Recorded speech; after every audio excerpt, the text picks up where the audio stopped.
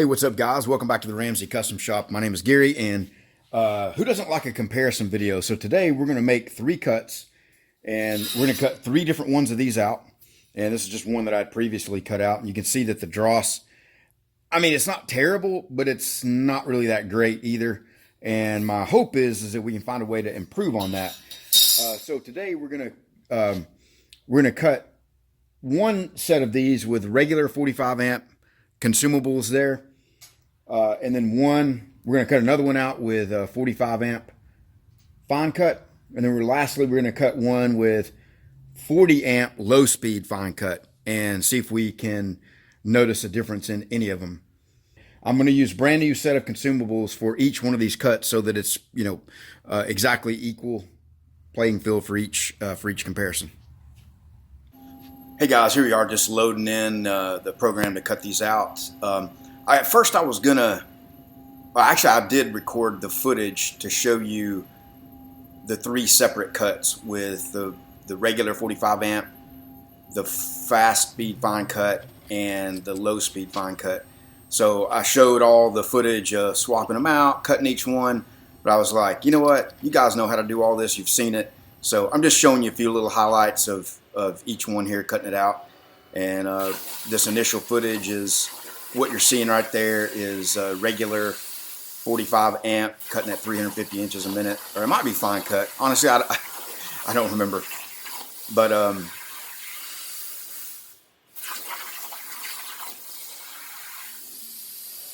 anyway, you get the idea. And then here it is sped up. I think this is like 4x sped up. But we'll skip ahead here in a second and show you the what the cuts look like and the comparison between them.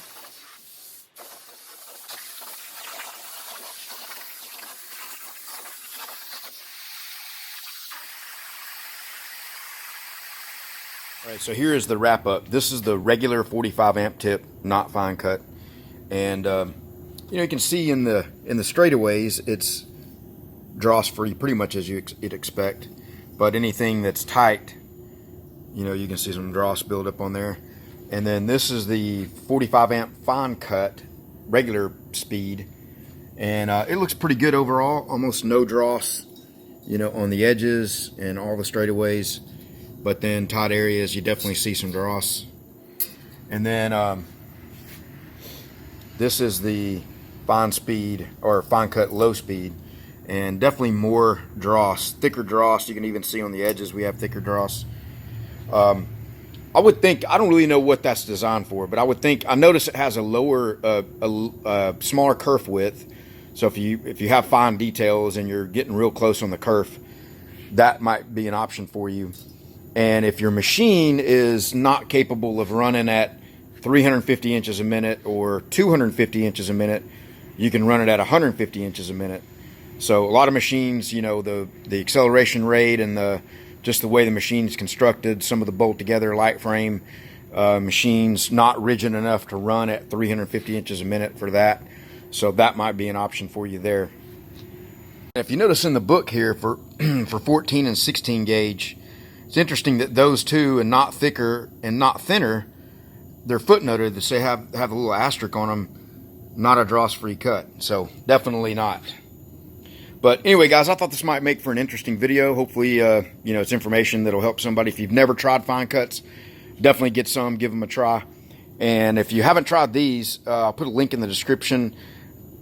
I got these on Amazon, and they are import consumables. You notice that the spring is normally on the brand name Hypertherm. It's black. It's silver on these. I've had really good luck with the electrode and the nozzle on fine cuts. I can get several sheets. I'd say maybe 3 sheets out of one set. However, if you're going to cut thicker material and use the regular 45 amp, 65 amp, I've not had as good a luck with those. I think that's where it really comes into play, where you need the real Hypertherm brand. All right, guys. See ya.